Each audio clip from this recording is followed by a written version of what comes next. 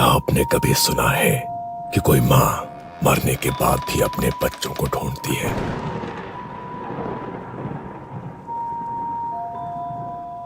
एक गांव है बेलपुर। दिन में बिल्कुल आम, पर रात होते ही यहां की हवा भी सांस लेना भूल जाती है। लोग कहते हैं कि रात में उन्हें पीपल के नीचे एक औरत बैठी दिखाई देती है, गोद में बच्चा, पर होठों पर एक ही सवाल, मेरा बच्चा कहाँ है? बेलपुर एक छोटा सा गांव। इसी गांव के आखिरी छोर पर था रघुवीर का घर। बाहर से देखने पर साधारण, पर अंदर एक औरत रोज जिंदा दफन होती थी। उसका नाम था अंजलि। अंजलि की शादी को 8 साल हो चुके थे। शादी के पहले हफ्ते से ही उसे समझ आ गया था कि ये घर उसे बहू नहीं, एक गुलाम समझता है। तेरे बाप ने क्या दिया था? 2 बर्तन और एक पुरानी अलमारी। अंजलि चुप रहती है। शायद कल सब ठीक हो जाएगा। लेकिन हर कल पहले से बदतर हो गया। शादी में जितना खर्च किया उतना तो आज तक वसूल भी नहीं हुआ है। साल बीतते गए, घर में कोई किलकारी नहीं गूंजी। पहले फुसफुसाहटें थी, फिर ताने बने, और फिर ये ताने अंजलि की पहचान बन गए। सुबह का वक्त था। अंजलि चूल्हे पर रोटी सेक रही थी। उसके हाथ कांप रहे थे। सास ने पड़ोसन से बात करते हुए जानबूझकर ऊंची आवाज में कहा, आजकल की लड़कियां न जाने क्या खाकर आती है मायके से।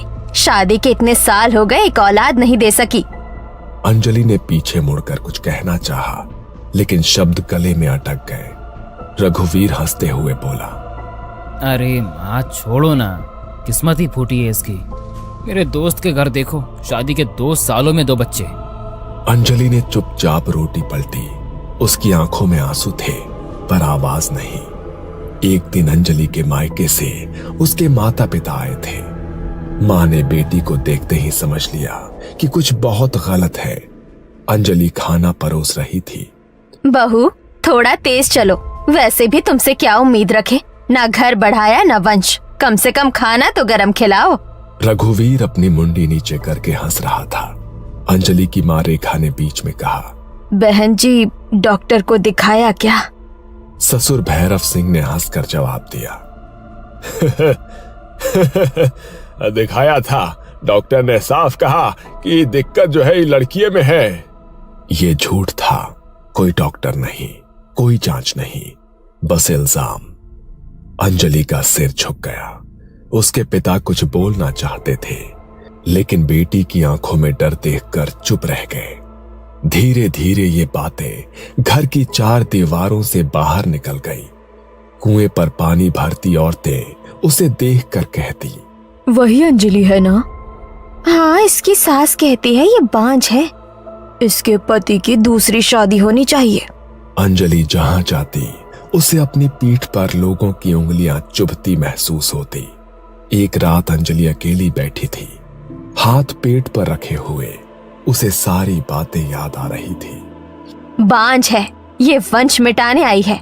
ऐसी औरत को तो घर में रखना भी पाप है। अगर मैं माँ बन पाई तो क्या सब बदल जाएगा? उसे तब नहीं पता था कि उसकी कोख खाली नहीं थी, लेकिन उससे पहले समाज ने उसे बांझ घोषित कर दिया था, और यही वो जहर था जो उसकी आत्मा में धीरे धीरे भर रहा था।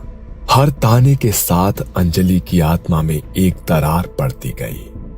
5 साल बीत चुके थे, जिनमें अंजलि ने हर ताना, हर मार चुपचाप सह लिया था, क्योंकि उसके मन में एक ही बात चल रही थी, अगर बच्चा हो गया तो सब ठीक हो जाएगा।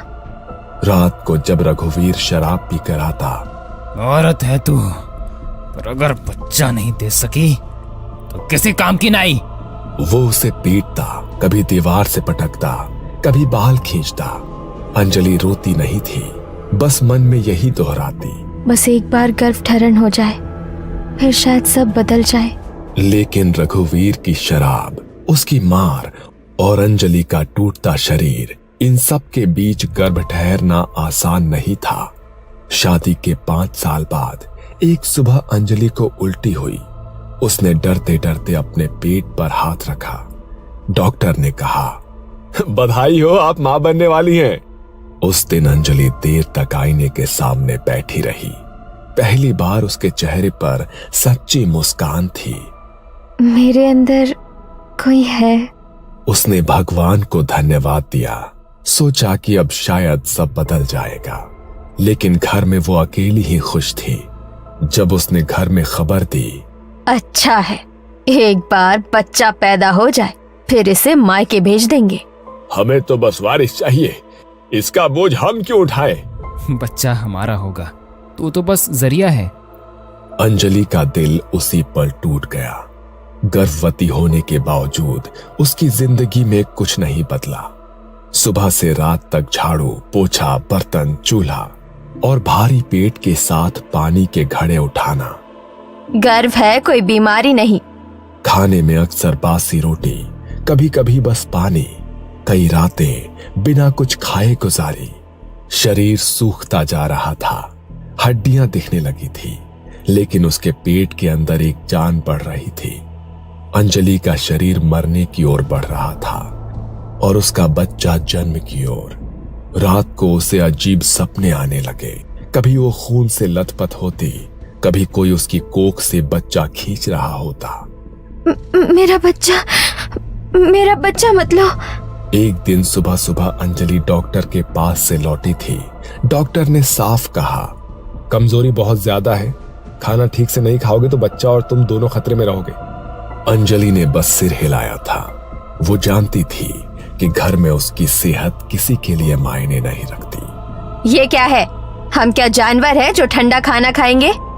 पूरे घर में उसकी चीख गूंज गई। अंजलि घबरा गई। माँ जी, डॉक्टर के यहाँ से आई थी, थक गई थी, अभी गर्म कर देती हूँ। ससुर ने बिना कुछ कहे थाली को जोर से धकेल दिया। थाली उलट गई, दाल फैल गई, रोटी जमीन पर गिर गई। नाक कटवाने आई है, हैं? बांझ थी, अब गर्भ में भी अकल नहीं आई है। और तभी रघुवीर उठा। उसकी आंखें लाल थी, मुंह से शराब की बदबू। जानबूझकर करती है ये सब, हमसे बदला ले रही है। पहला थप्पड़ पड़ा, अंजलि लड़खड़ा गई। दूसरा थप्पड़, फिर लात। कोई बचाने नहीं आया। अंजलि चिल्लाई, माँ जी, बाबूजी, मुझे बचाओ। लेकिन शांताबाई और ससुर चुपचाप बैठे देखते रहे। रघुवीर रुक नहीं रहा था। घूंसे, लात, दीवार से टकराता शरीर। अंजलि जमीन पर गिर पड़ी। उसने दोनों हाथ अपने पेट पर रख लिए। मेरे पेट में बच्चा है, उसके लिए तो रुक जाओ। लेकिन चीखते चीखते अचानक अंजलि शांत हो गई। उसकी जान चली गई थी। पूरे कमरे में सन्नाटा। सिर्फ एक बात, अच्छा हुआ झंझट खत्म, लेकिन इसे ऐसे ही नहीं छोड़ सकते। अगर किसी को पता चल गया तो पूरा गांव सिर पर चढ़ जाएगा। पुलिस, पंचायत और फिर बदनामी अलग। शांताबाई ने अंजलि की लाश को घूरते हुए देखा। उसकी आंखों में न डर था, न पछतावा। कोई संस्कार वंस्कार नहीं होगा।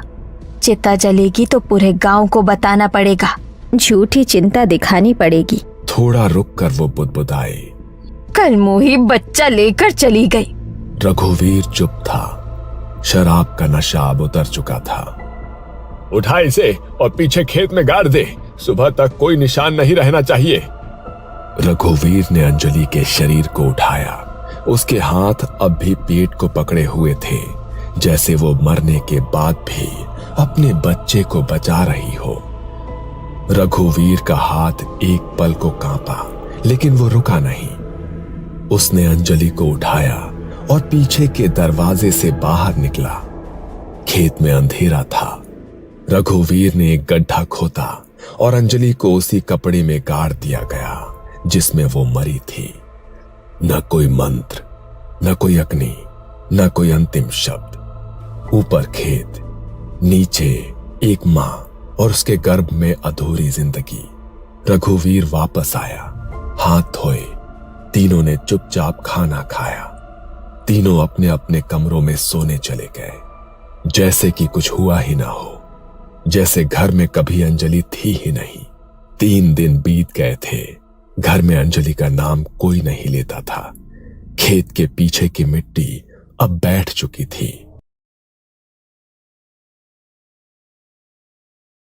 पर तीसरी रात, आधी रात के करीब शांताबाई की नींद टूटी। कानों में छोटे बच्चे की आवाज गूंज रही थी। ये किसकी आवाज है? कहीं बच्चा रो रहा है? कौन सा बच्चा? सो जा। लेकिन आवाज रुकने का नाम नहीं ले रही थी। धीरे धीरे वो आवाज पूरे घर में फैल गई। अगली सुबह गांव के चौराहे पर लोग इकट्ठा थे। कल रात मैंने देखा पीपल के नीचे एक औरत बैठी थी और वो रो रही थी। अब मैंने भी सुना, किसी के रोने की आवाज आ रही थी। मैंने भी देखा, लेकिन चेहरा साफ नहीं दिखा, पर गोद में कुछ था। गांव में बात फैल चुकी थी कि रात में कोई औरत दिखाई देती है। रघुवीर के घर में अब रातें सबसे डरावनी हो चुकी थी। कभी किसी के जोर से चिल्लाने की आवाज आती, कभी ऐसा लगता जैसे कोई असहनीय दर्द से कराह रहा हो। माँ, आपने सुना? हाँ, हर रात। एक रात भैरव सिंह को आंगन में अंजलि बैठी दिखी, गोद में एक बच्चा। वो उसे झुला रही थी। अंजलि। पलक झपकते ही वहां कोई नहीं था। हर रात उन तीनों के लिए एक सजा बन गई थी। डर के मारे तीनों एक ही कमरे में सो रहे थे। एक रात सभी सो रहे थे, दरवाजा बंद था। अचानक कमरे में ठंडी हवा आने लगी और खिड़की हवा से खड़खड़ाने लगी। तीनों का दम घुटने लगा। माफ कर दे अंजलि, गलती हो गई। अंधेरे में अंजलि की आत्मा खड़ी थी। उसके बाल हवा में लहराने लगे। गोद में बच्चा। मेरा बच्चा कहाँ है? तीनों का दम घुटने लगा। वो चीख भी नहीं पाए। सुबह तीनों की लाशें मिली। उनका अंतिम संस्कार करने वाला कोई नहीं बचा। गांव में भी अब अंजलि का डर फैल चुका था। रात में कोई बाहर नहीं निकलता। बच्चों को अकेला नहीं छोड़ा जाता। ये कोई साधारण आत्मा नहीं है। गांव वालों ने तांत्रिक हरिदास बाबा को बुलाया। बाबा ने घर और खेत का निरीक्षण किया। ये आत्मा अंजलि की है। गांव सन्न हो गया। बाबा ने मिट्टी सूंघी। यही दफनाई गई थी वो। गांव वालों ने अंजलि के माता पिता को बुलाया। रेखा बेटी की खबर सुनते ही जमीन पर बैठ गई। मेरी बच्ची। हरिदास बाबा ने कहा, गर्भवती आत्मा को शांत करने के लिए उसे वो देना पड़ता है जो उसके लिए सबसे प्रिय हो।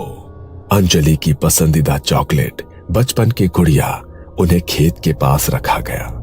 माँ और बच्चे दोनों को अग्नि दो। मिट्टी खोदी गई। अंजलि का शरीर निकाला गया। अंतिम संस्कार किया गया।